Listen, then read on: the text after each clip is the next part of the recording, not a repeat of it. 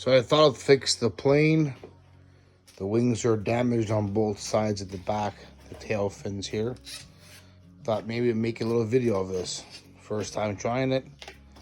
Gonna see how this works. So it was damaged pretty bad. This is the piece that came off there.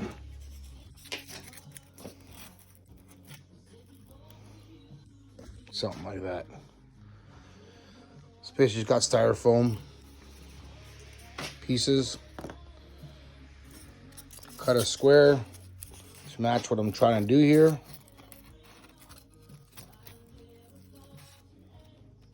Gotta shape it a bit better. And just basically cut it on the angle of the fin. And attempt to glue it on with special foam glue.